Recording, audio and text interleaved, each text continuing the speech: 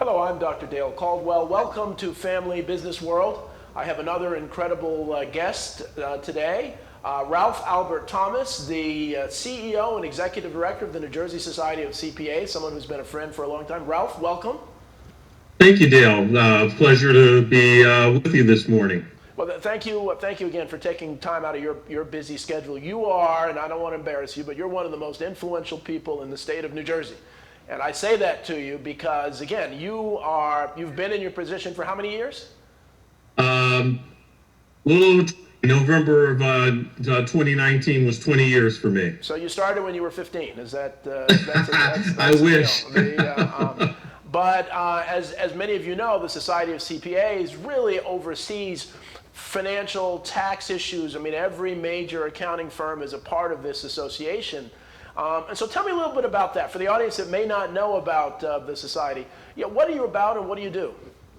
Well, yeah, thanks, Dale. The Society was formed in 1898, so 122 years ago. It's the third oldest society, only preceded by New York and Pennsylvania. We're an organization that represents the interests of CPAs. It's an individual membership. We have approximately, including student members, about a little over 14,000 members in our organization. 14,000, that's amazing. We're probably the 10th largest state society in the country, but I think probably one of the top state societies in the country because of what we do.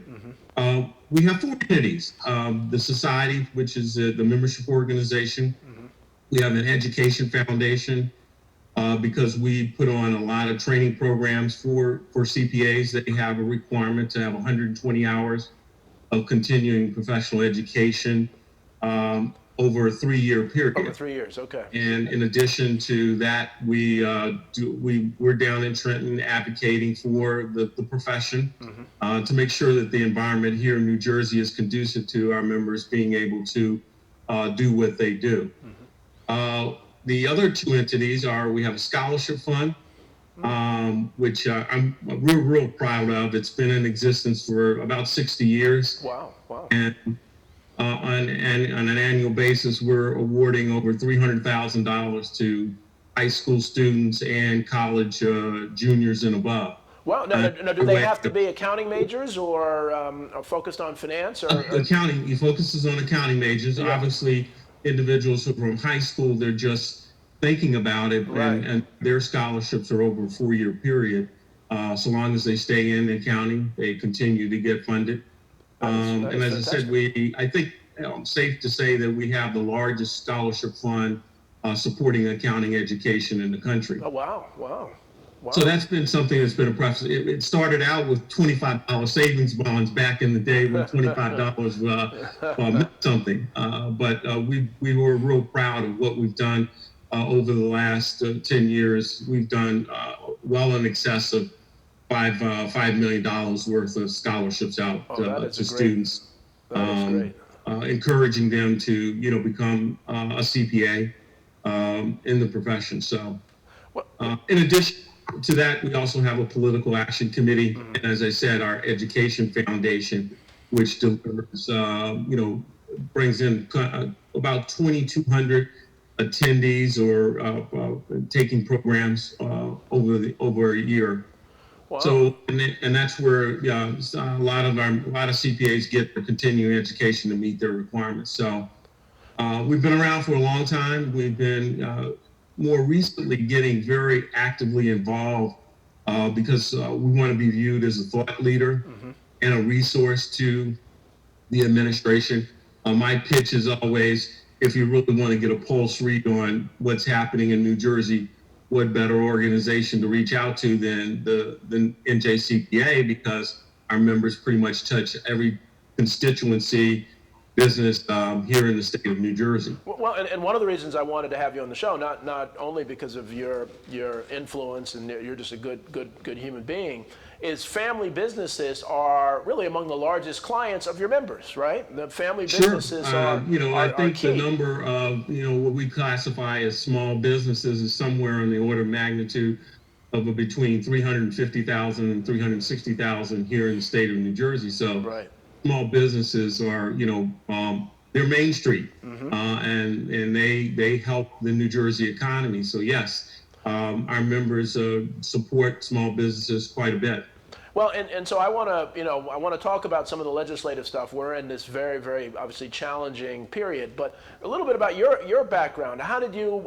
Because we'll have some young people watching and others, and how did you decide that accounting was for you? Tell me about your background. Well, I originally, I'm an alumnus of Lehigh University, and I originally was going to major in electrical engineering. So after being an engineering major for about 10 days, I found my way to the business school. Which for Lehigh is not uncommon. A lot of people start out as engineers and end up in the business school. But I just had a penchant for the business environment. Actually took a test at our career services department at Lehigh, which showed that I had a bent towards business. So I was fortunate while at Lehigh to have an opportunity to intern 3 different times with Price Waterhouse back in the day when there were Big Eight. There were Big Eight firms, and so that's where I started my career in Washington D.C. with PwC. It wasn't PwC at the time; it was just Price Waterhouse. Price Waterhouse, right. Because Coopers were separate, right? Yeah.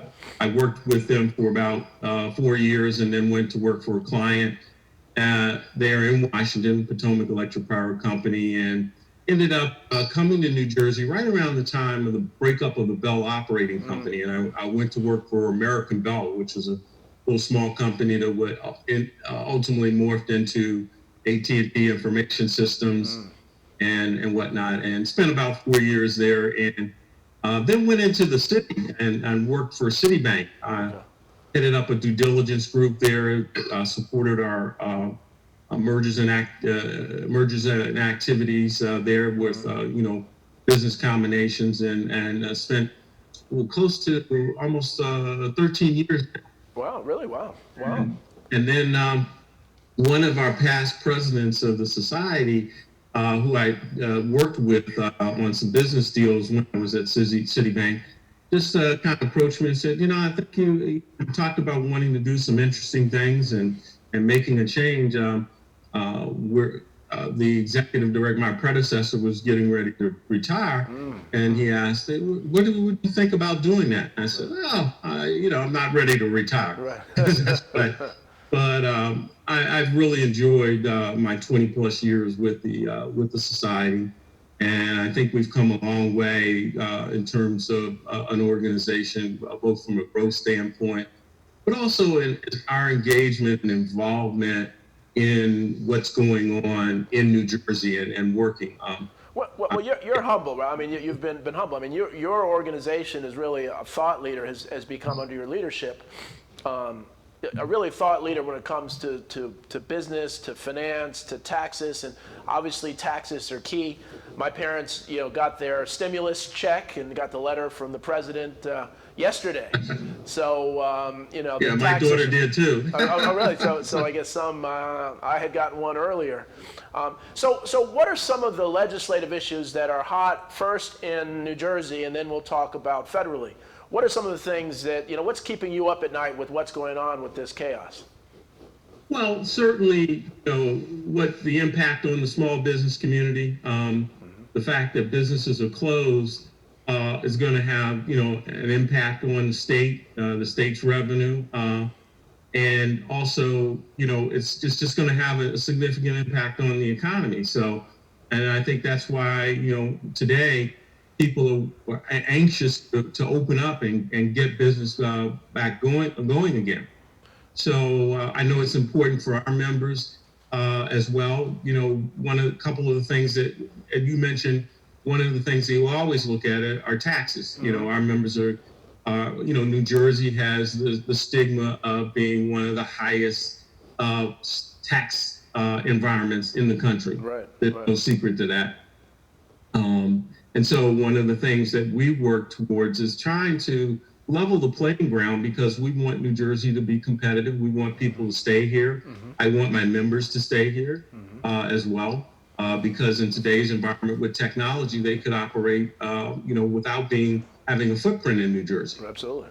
Technology has opened those doors. So those are the kinds of things that we want to make sure that New Jersey is able to compete with the other states that are around us. And we want to kind of get away from that stigma of, everybody talks about taxes when you mentioned that you're in New Jersey. Oh, you guys have the highest taxes. Right. And so that's something that's a big concern. And we have, been engaged in working on a couple of committees. I had the privilege of working on Senate President Sweeney's Path to Progress group, which was looking at, making recommendations about what we could do to turn New Jersey around and to truly make it competitive with, its border states and just competitive in general. Well, Ralph, one of the things that, and I wrote an article I think should be coming out probably in NJ Biz next week, and I mentioned in the article this whole cyclical problem government has is that government doesn't have money for stimulus because small businesses aren't generating revenue to pay taxes, so government has enough money for stimulus. And so we're in this cyclical cycle that the longer we're closed, the harder it gets for them to come back. And one of the things that I recommended was this idea I call a public payment program, where the idea is that public agencies, just got reelected as vice president of the board of New Brunswick Board of Education yesterday, that public agencies should report how much they spend on New Jersey certified veteran, New Jersey certified women, New Jersey certified minority businesses. And the example I use are 3 school districts, Camden, Jersey City, and Newark, have a budget of $2.1 billion. If just 5% were spent on buses, New Jersey janitorial, New Jersey food service, that would be $150 million injected with no additional taxpayer dollars. So I think we need to kind of look, and I know Tom Bracken had written something, the head of the state chamber, about spending in New Jersey. So what do you think as we look at this craziness? What are some of the things you're hearing about what we need to do to really provide the support that businesses need to get going?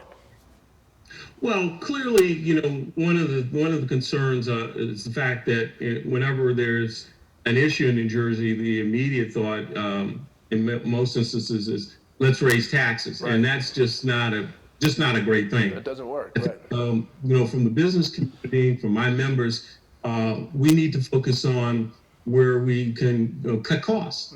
I mean, just like a corporation, when they find themselves in a tight situation, they look at the old Megillah, so to speak.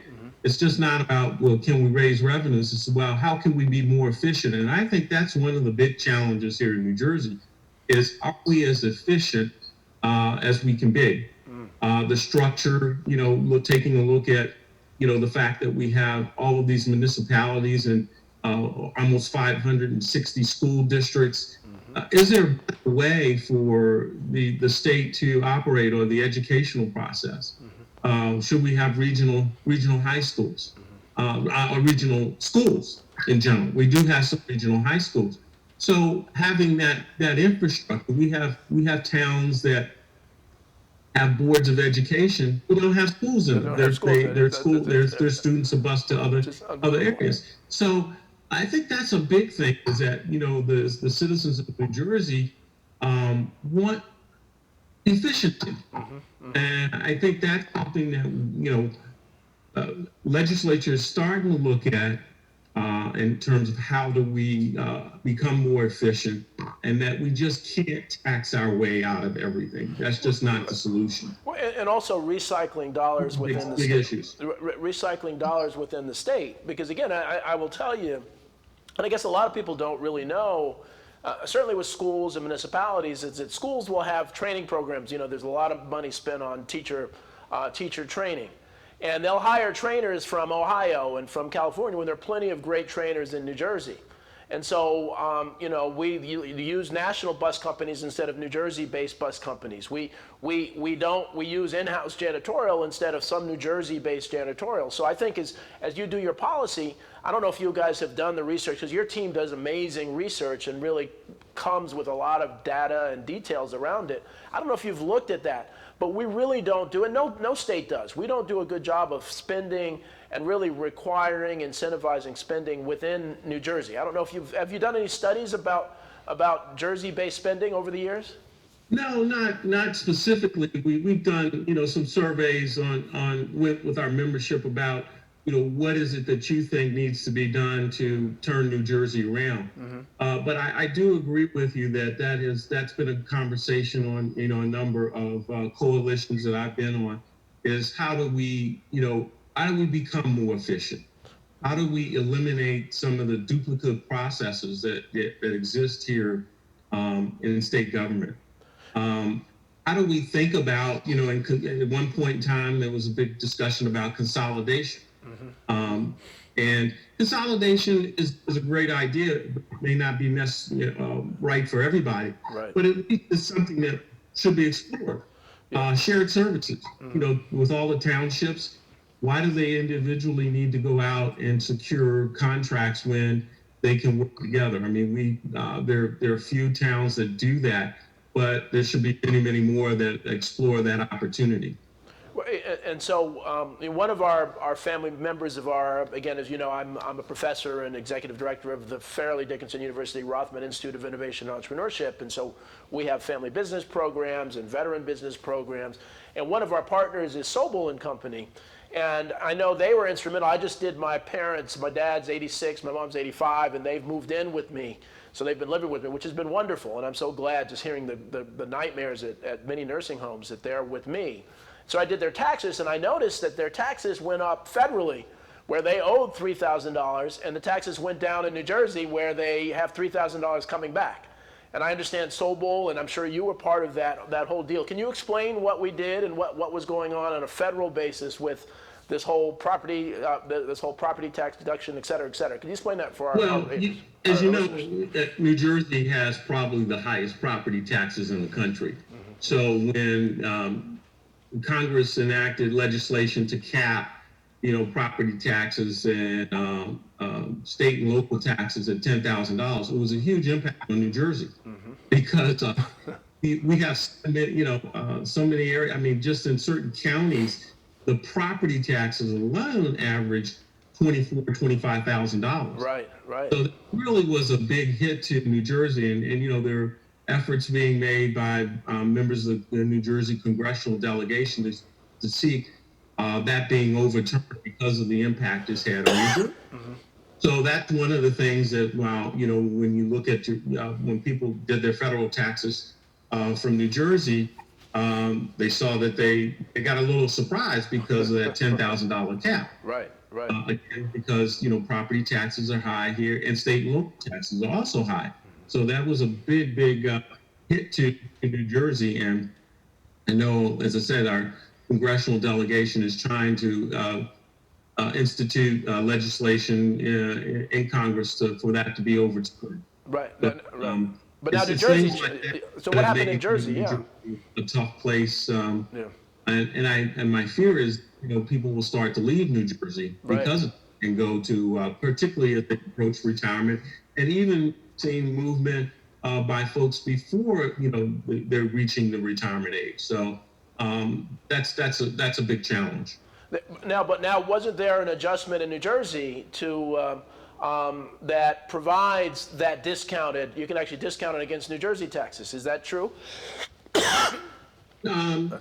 I mean, with the New Jersey, we're a gross income tax state. Right. So one of the challenges there is that you don't get credit for contributions that are made and things of that nature, and that's something that has always been a topic of discussion in our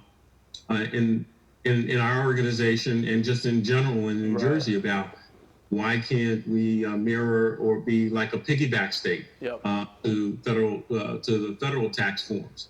So that's a big issue too as well, being a gross income tax state. And that's why our tax base is high. Right, right. So the family businesses, we're largely small businesses. Some of them are big family businesses. As they're going through this, I love your advice about keeping expenses down, to really, instead of trying to just focus on greater revenue, try to figure out where you can minimize expenses. With this whole idea of furloughing and laying people off and starting, have you advised businesses or come out with policies related to all that's going on with the COVID pandemic? Well, certainly our members have, and yes, we have a page on our website that's dedicated to that, because there's been, with all the programs that have come out, the PPP program, right, the program on the state level, we're trying our best to make sure that individuals are informed about the opportunities out there. More importantly, members are working with their clients to ensure that they apply for these programs so that they can get in. One of the challenges that has happened is that in the initial PPP program, that opened up and it was shut down, I think, in about 4 days. So almost immediately, yeah. A lot of small businesses were shut out in that. So yeah. There's a second round of PPP. So small businesses should be taking advantage of that, working with their, hopefully, CPAs or their financial advisors to make sure that they have an opportunity to secure some of that support. That support. So we're going to take a commercial break now, and I want to pick up on the PPP and some of the stimulus with big versus small business. So we'll be right back. See sort of where we're going as a team and how we can all get there together.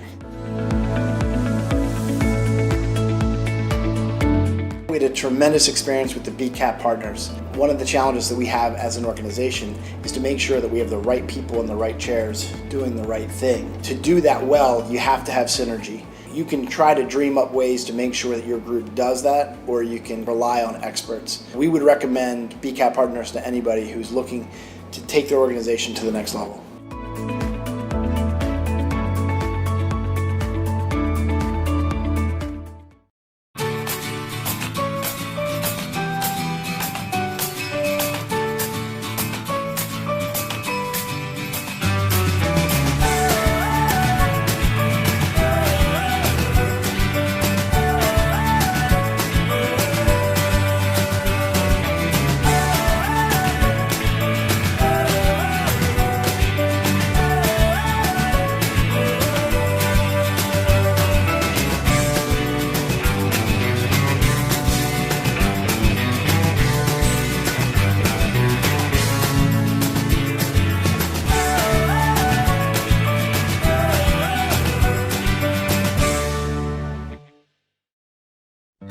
I want to be a contender. I want a warm belly to sleep on. A big house. How do I look? Do I look good?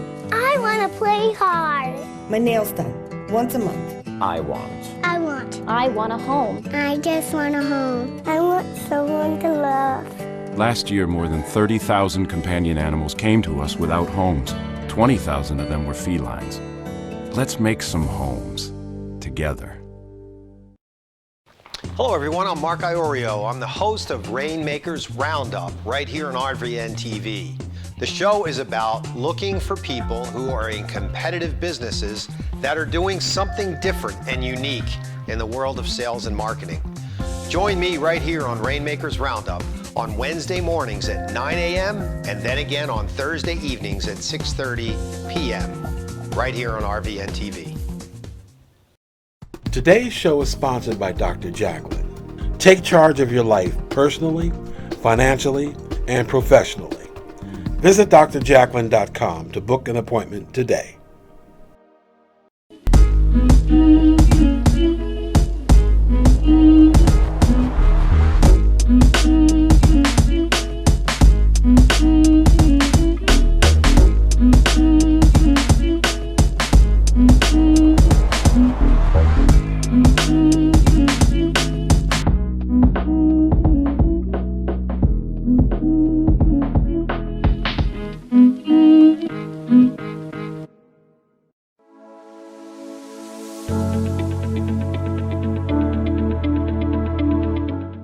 session that we had with BCAT was really entertaining and enlightening. We were able to put together some very specific steps that we as individuals can take, and it was really fun to all come together and see sort of where we're going as a team and how we can all get there. Welcome back to Family Business World. I'm your host, Dr. Dale Caldwell, with Ralph Albert Thomas, CEO and Executive Director of the Jersey Society of CPAs, Certified Public Accountants. And so we were just talking about the PPP and how it's important for businesses not only to apply for that early, but what we saw is that a lot of the big businesses were the first to get the money, and some of them inappropriately. So, and many of the small businesses, hopefully in this next round, they're going to benefit. But talk to me a little bit about that, Ralph. I mean, the big businesses seem to really benefit from this. Well, because they have the infrastructure. And again, when PPP, the first round of PPP came out, there wasn't a lot of guidance. And so I think that's where small businesses has struggled a little bit in terms of what do I need to do? Who do I need to approach? Also, quite frankly, the larger businesses, their relationships with the lending community helped as well, because they were usually able to get their paperwork in. The institutions had relationships with them, so they knew, so they worked with them, and quite honestly, small businesses in a number of instances were shut out in that regard. So hopefully, if the next program rolls out, that will be different, and that they're actually last week. The governor and EDA announced that they will allocate about $50 million from the CARES Act funding to a small business grant program. Okay. So wonderful. I think going forward, hopefully we learned a lesson from this, and that when we have stimulus programs like that, they perhaps should be segmented such that small businesses won't be shut out. They'll have an opportunity. As well as large and medium-sized businesses. Well, and it's funny. So we run a Family Business Friday Zoom show. We've done that for about 7 weeks. We'll probably do it through the end of the year. We have various guests, and we have some attorneys and some accountants and others on. We had the head of the Small Business Administration, Al Titone, and Tim Sullivan from EDA on separate times. But one of the things that's becoming clear is that relationship with your banker, relationship with your accountant is so important for family businesses. So important, without question. I mean, more than ever. Having those resources, they can open up doors for you. Mm-hmm. Certainly, when in the lending community, they want to. One of the first things they ask is, "Do you have an accountant? Mm-hmm. Do you work with a CPA?" Right. It does help, the small businesses to be aligned with that, and not all of them are going to be able to do that, but they should have relationships with CPAs or accounting professionals. That's because that can be extremely helpful to them. Yeah, and it's so. I mean, it's essential. I mean, it's not even a question anymore. It's really essential. One of the things is we were just talking about, which was new to me, that a lot of people don't realize that their credit can be impacted by some of the delays and other things. And I know this. We're just hearing that, but that may be something that if people delay payments, even if the government authorizes that, the credit agencies, really can penalize you for that and can impact your credit score. I'm a big believer, and again, not that you're as directly involved, but the whole idea of credit reporting needs to be revisited. This idea that you have to pay every month. You can't pay 2 months. You can't pay in advance. You have to. I mean, it's so complex, and I think the COVID-19 pandemic is opening up opportunities to really question whether all systems are perfect. Are there some systems that you are looking at that you think need to be kind of revamped, as you said, looking at efficiency of government? Are there other things that your research is telling you that should change if we were to start over? Well, yeah, I think we have a sense that there should be some changes out there. But again, I think the one thing, and again, not making a pitch for my members, but making a pitch for them, is that they can be very helpful when a small business is going to talk to a lending institution.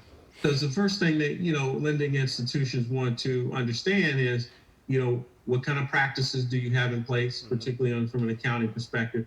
And when you walk in with, a CPA at your side, that gives the lending institution a little bit of comfort level there. Yeah. So it's just like, you would never walk into a court situation without an attorney. Right.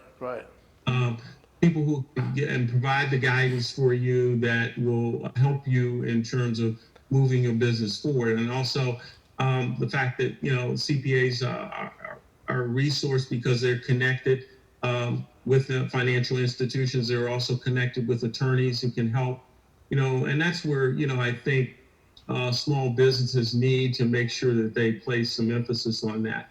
I know this is the thing about, I want to get out and open up my business, but you got to make sure that you touch all the base pads, because you can get yourself tripped up, and then what that does is then takes your business down.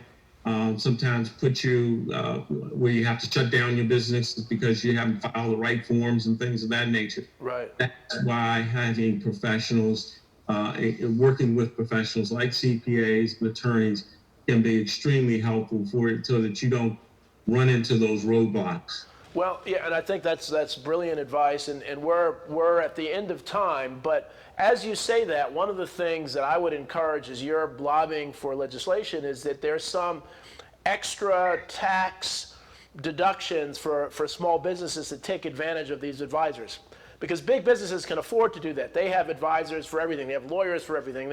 Small businesses can't afford that. And so many of them don't go to their accountant because they just don't have the extra bandwidth to do that. So I don't know if that's on the agenda, but I think that could be good. It's interesting you mentioned that. We've had a piece of legislation that we've been trying to introduce we have introduced, but it hasn't moved, and it's focused on small businesses. Excellent. It really is as an extract from what's done on the federal level.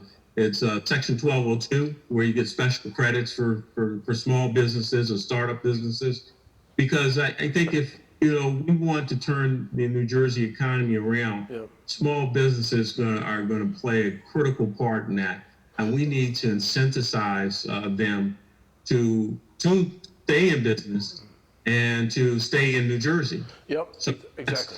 That's one of the things that we continue to try to focus in on and work towards, and we're hopeful that at some point we'll get some legislation that really benefits small businesses here in New Jersey. Well, that's Main Street here, and that's the lifeblood of the New Jersey economy. Absolutely. Well, Ralph, we're at time, and again, this is Ralph Albert Thomas, the Executive Director and CEO of the Jersey Society of CPAs. Ralph, thank you so much for your time and your insights, and have a wonderful day, and we will be hearing from you as we try to survive and recover from this pandemic. Thank you very much. Well, thank you too, Dale. I really appreciated the opportunity to chat with you this morning, and hopefully we can get New Jersey back on track sooner than later. Sooner than later. Thanks so much. Take care.